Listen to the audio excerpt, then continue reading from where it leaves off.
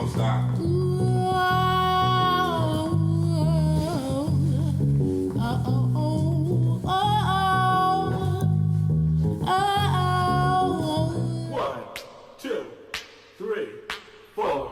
Afrofuturism is the cultural movement that intersects music, visual art, literature, politics, science fiction. It's a way of seeing Black people thriving and surviving in the future context and being the masters of technology rather than being the tools. It is the high culture of the African diaspora and how people of African descent operate with agency. What if, in fact, we thought of the experience of African Americans as not just rigidly historical and connected to slave ships and pyramids, etc.? What if we also added the metaphor of space travel, the metaphors of technology and robotics? Not only would that revise how we remember race, but also it would give us a vision of the future in which Black people played a central and significant part. How do you know I'm real? Yes. I'm not real, I'm just like you. I guess the very first person I think of for Afrofuturist music, of course, is Sun Ra, because he, was a man from the South, from the Jim Crow South. And he actively remade himself into this wonderful astral being, right? He is, in one sense, wearing the symbols of the Egyptian god Ra, but he's also articulating himself as being an alien, saying that he's technically from Saturn. I am Sun Ra.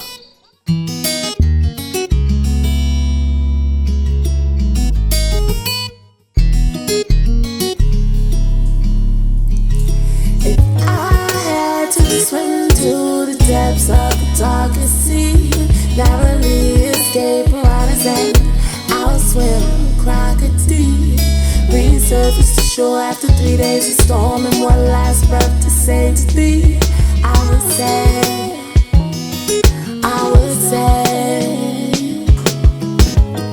I will not let them take my love away from me. I will give back the love that has to be. I will rely on the high energy. I will get by on my only prophecy.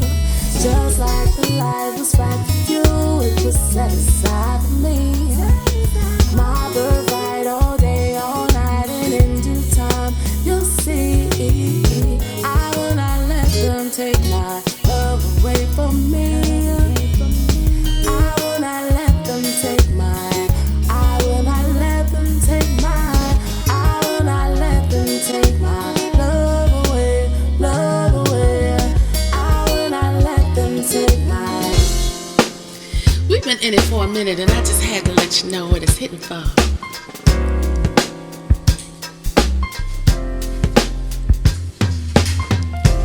Loving you ain't no inconvenience to me, 'cause I got my own when I'm rolling on.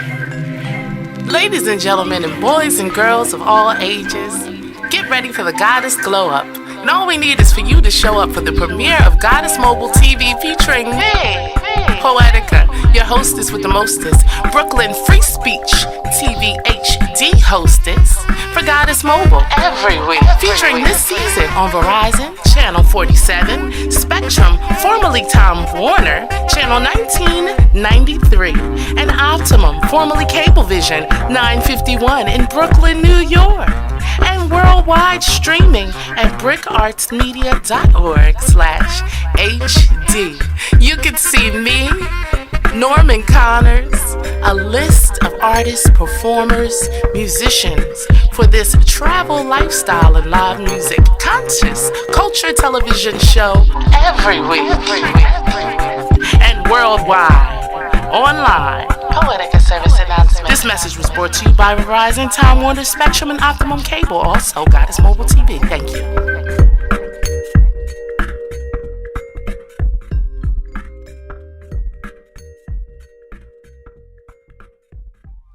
To my media assassin, Harry Allen, I gotta ask him. Yo, Harry, you're a writer. Are we that tight? Don't believe In 2003, just after Eminem's movie 8 Mile came out, Harry published an essay in The Source called The Unbearable Whiteness of MCing. It was a really formative piece of writing for me. It's a brilliant piece on cultural appropriation and whiteness in hip-hop, and it was published long before those types of conversations were as mainstream as they are today. Think of Greg Tate's book, Everything But the Burden, in which the subtitle of which I think was What White People Want from Black Culture. I think of Leroy Jones, better known as, or later known as Mary Baraka, stuff that he wrote about jazz and the white critic, which was very influential on me. Persona that is beyond what your civilian life might have been. So much of the project of Public Enemy and your own work is about flipping that narrative. Certainly, first of all, pointing out to the futurism even of that image, that in the 30 years since P started making records, that image has not become outdated, become, it seems, even more pressing, you know, as we hear seemingly from everywhere instances of violence, and particularly police violence and brutality against unarmed black people, especially black males. But today's Cypher is in honor of the Afrofuturist Cypher. We giving big ups, you know what I mean, to Goddess Mobile TV, Poetica Bay, the creator and curator, and we're in there, 24 elders. How we do it in the Cypher. We come together like element forces, walk like a lighter, torches lit, show you a path, light the way. It's a good day to live just as well die, so I continue to soar high. Miles above the limitation, you find yourself subjected under. Represent the East Lightning, verbal thunder. Take them under, make them wonder how we do it in the cycle. When we drop science, we build oratorically, verbally think, hook a line, sing. Undecided catch, naked visits with blink. My infinite top thinking, top ranking, keep me weighing in this mental mic fight. 7.50 cc's, just blowing off the east wind as me moves in. The reason that the bones of the valley started to rattle. This is nuclear fusion, lifting the mist, correcting all confusion.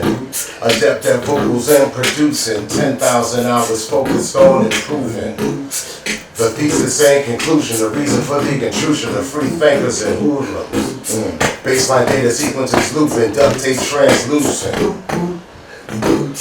Excuses cause delusions, mental pollution, stopping all your movement.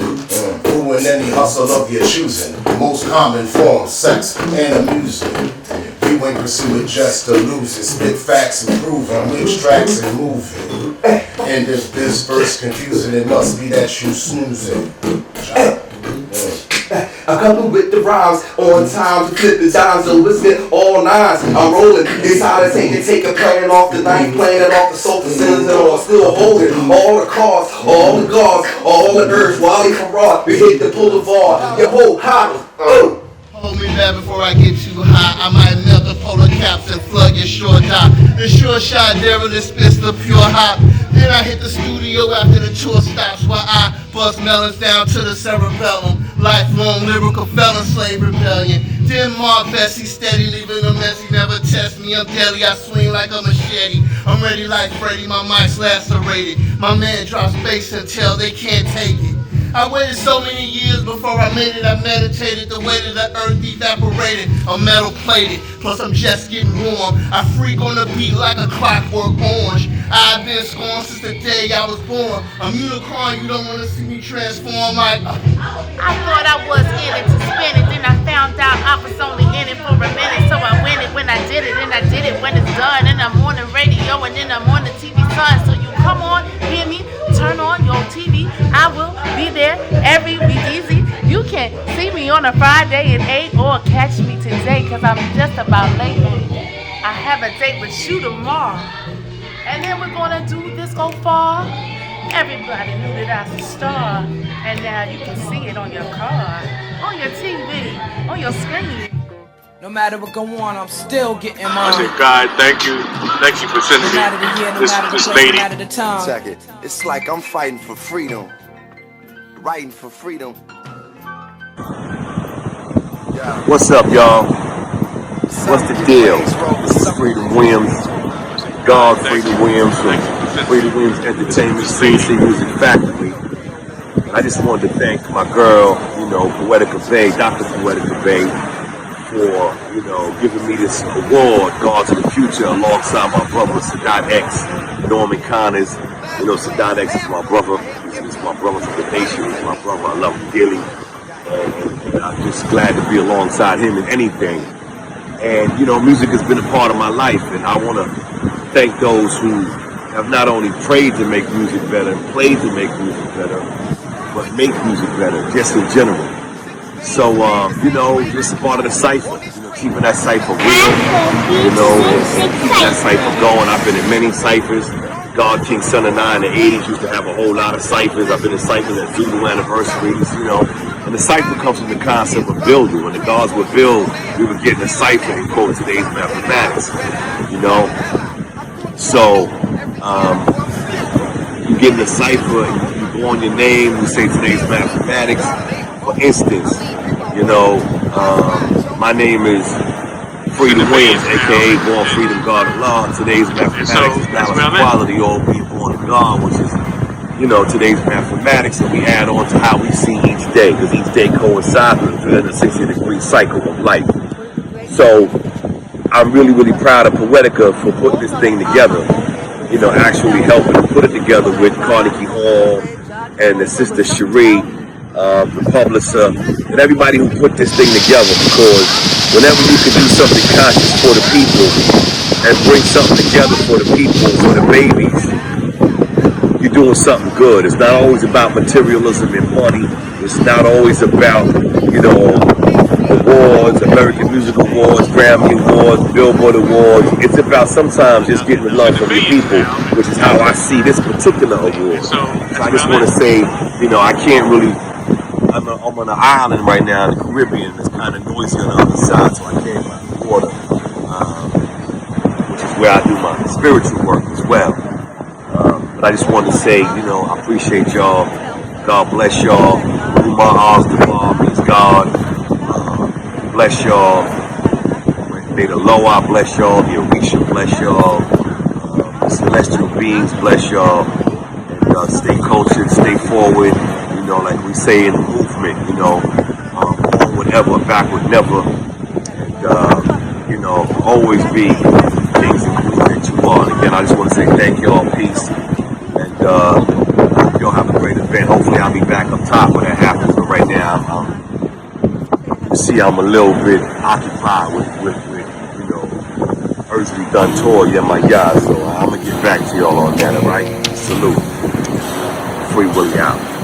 Hi, my name is Ebrielle Livingston, and I am the founder of Livingstone Wellness, which is an all-natural skincare line. My products are sourced from Africa and the diaspora. A couple years ago, I found out that there was some cancer-causing agent in deodorant. So I wanted to create a product line that was all natural, that was handmade, that was made with love also. So it really started off with shea butter. It just went from there. So that's where we have Empress. And Empress was technically one of the first shea butters that I ever made. Empress has a glitter in it. It has crystals in it.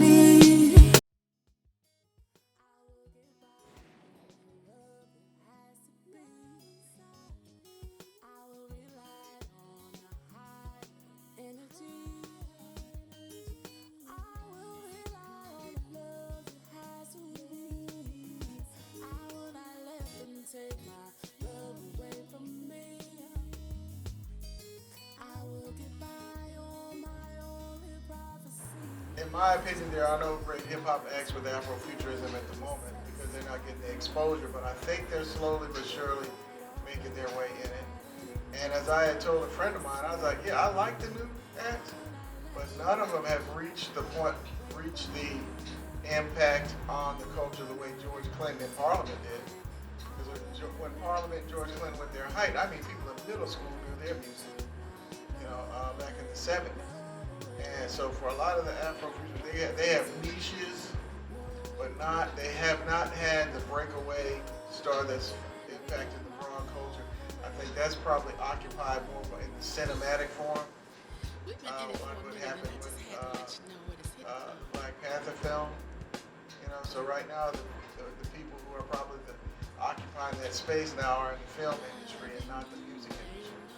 I slightly disagree. I feel as if we're missing the fact that a lot of our hip hop artists express their science fictional and fantastical elements in their music videos. So even though the lyrics themselves might not be overtly, dealing with Afrofuturism, they are absolutely thinking about that when they collaborate with their film directors and create concepts for their music. I'm thinking of California Dreaming. If that's not some futuristic science fiction going on with Tupac and Dr. Dre, I don't know what is, right? I'm thinking about the work that Missy Elliott has done, and also Busta Rhymes has done throughout their careers. And I'm still waiting on Busta Rhymes to get his roses for his Video Genius Awards, or whatever the MTV calls them, because he should have been got it, to be honest. He's always been ahead in that regard. I'm thinking about even artists like A Tribe Called Quest, has, used a lot of over science fiction in their videos. Janet Jackson and Michael Jackson, not necessarily hip hop, but absolutely. Like, we're always exploring that in our music, in our short films. I think of the music videos as short films, but it's an accompaniment that gives you another way of thinking about the music you just heard, right? So there's that. And of course, if we're gonna move forward, I don't know what genre Janelle Monáe fits comfortably in. She's a border crossing, genre smashing artist in a lot of ways. But of course, every single album she's created has been intentional in playing with science fictional tropes and reimagining them and expanding those ideals for us. So there is that. In terms of who and what will, use these themes to take us further in terms of the art and the conversation, I'm waiting to see. Done true, I make your heart beat a part of me. You're my space, I see stars that align and invite me to shine in your mind, in your head, particles everywhere. Just smell me, whisper to the atmosphere. Just tell me that you're almost here. My SOS. We are very much living in a science fictional world all the time, particularly as Black people, all the time. I think it was John Akomfra who talked about, the Middle Passage or transatlantic slave trade as being like the first contact story, right? And so there's a lot of theory that has been written, art that has been doing a lot. I'm thinking of visual art that has been intentionally playing with and exploring science fictional concepts. But in terms of music, like Renata was talking about, we are still faced with a distribution issue, right? If you're trying to be mainstream to some extent. We've had people like Soulja Boy and others who've shown us that you can, take some of this technology and be independent of it in a lot of ways and stream and get your access to the audiences in that way. But it still gets mainstream eventually, right? So what is the innovation, what are the explorations that we're going to be doing outside of that mainstream focus, and is that going to be supported by the audience, are we going to support that kind of experimentation? But we've always had it in our music, always had it. So yeah, I'm excited about the future. I was just going to ask, where do you see the future of Afrofuturism? Where do you see it going, and do you have a goal for it, a projection for it, for the festival or with Carnegie Hall? The festival is different from Afrofuturism. The festival is an exploration of music, and working with over 70 community partnerships throughout New York City to create programming. So that's in all kinds of ranges, and it's from museums to dance companies to mom and pop community organizations. Like, we're right here in the Alice Fields Community Center in the Bronx, right? So it's bookstores and everything else you can think of. It's happening. But when you asked me about, and the goals of the festival was to present Afrofuturism in all its glory and all its different ways to the community. introduce it to those who don't know anything about it, and give an opportunity for those who have been a part of that community and contributed to it for years and years to have a chance to celebrate it, in these wonderful public spaces in their community, right? They don't have to fly somewhere else to do it. They can do it right here in New York City, which is a birth and home of a lot of Afrofuturist thought, right, for many years. The movement itself is international. It is global. And that's part of the work that Dr. Anderson has been doing with Black Speculative Arts Movement that he co-founded with the artist John Jennings, right?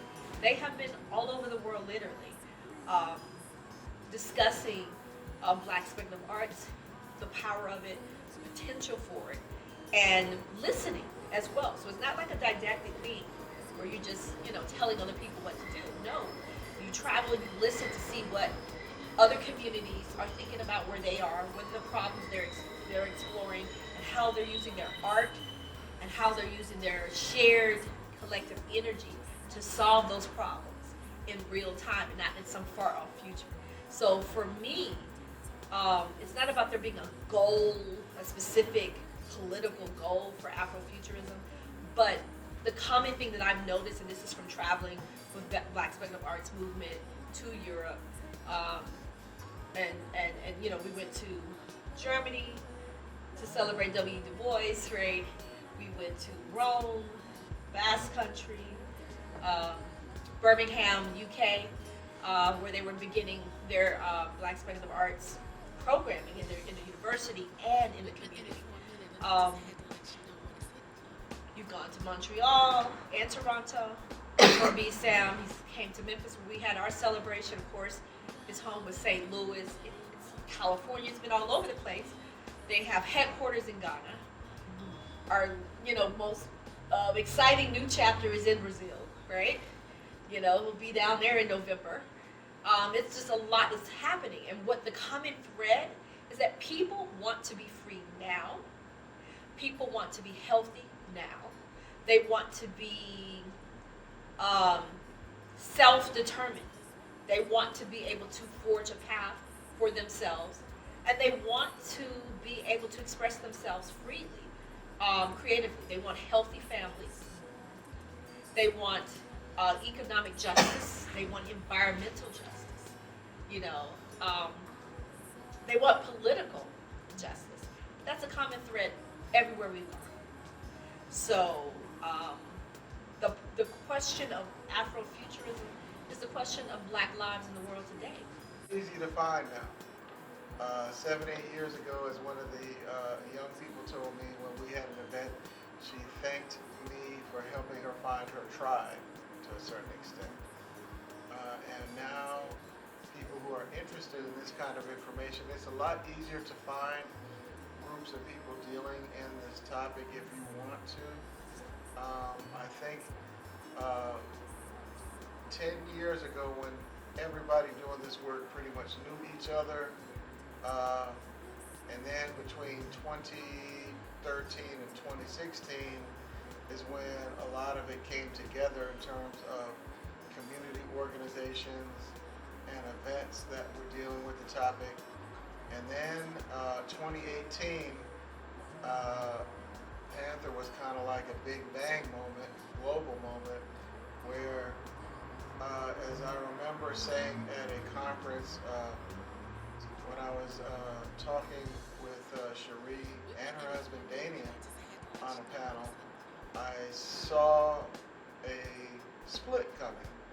It was going to be the work that people do in the movement, that have been doing the work, that still work in the communities, and then people who work in higher education who just want to write stuff, so they can get a promotion, and they might have studied the stuff or looked at it maybe 6 months to a year and don't know anybody in the movement that well.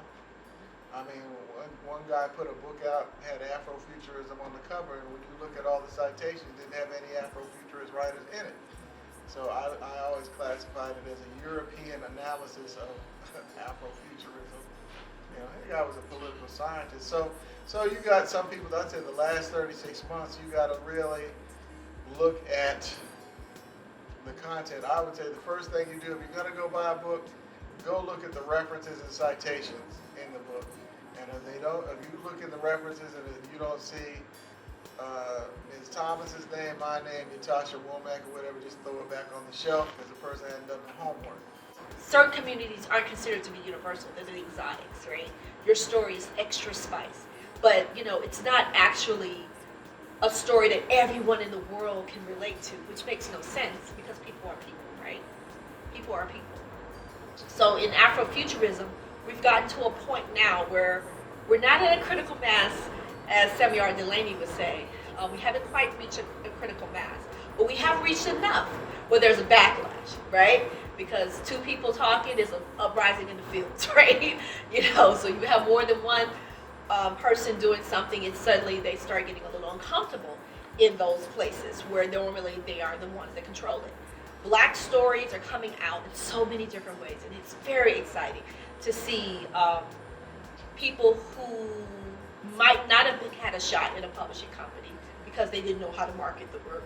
They don't know when I was doing Dark Matter, researching in 1998 and 99 in the Schomburg Center for Research on Black Culture, that was my home away from home, in those archives, I knew that the people that I worked with every single day were not the good people to publish my work. I knew that just from having been working with them. This ideal that they didn't think Black people read or wrote science fiction, and I was from a family that read science fiction since before I was born. I was born into a house that had all of the science fiction books you can think of and horror, because they love Stephen King, and they passed it on to me. But we weren't a part of the bottom line. We were the invisible ones. And my family were working class, so they're not gonna, we're not gonna spend thousands of dollars to go to a science fiction convention. They couldn't afford that. They're not gonna go stand in a long line and go get a book signed. They're gonna read their book at home and keep it moving. And that author's gonna make that money from their book. But we weren't considered a part of the industry. So the first Dark Matter, a century, which I went back and found 100 years, there's 165 years at least of science fiction, Black science fiction in English on these shores, right? Rooted in the Black South, once again, the earliest is in the Black South. Because why? Because we're trying to get free. And freedom was a science fictional concept for Black people for a long time, right? So let's just be real about that. So when people are complaining about, the Afrofuturism coming out of America is political, well, it needs to be to some extent to counter the actual reality that we're living in, right? Because to imagine a world that doesn't have a prison industrial complex is a science fictional concept. To imagine a world in which children are not being pushed into a pipeline of criminality from school is a science fictional concept, right? To have equal protection under the law and have it applied as such, and not change because of your race or your gender is a science fictional concept in our country. So there's some basic things that we have to overcome on the page and make it a reality, which is actually science fiction when you think about it. You can find more about Cherie Renee Thomas, author of 9 Bar Blues, Stories from an Ancient Future at www.cheriereneethomas.com. Or you can find me on Twitter at Black Pot Mojo, or on IG and Facebook at Cherie Renee Thomas.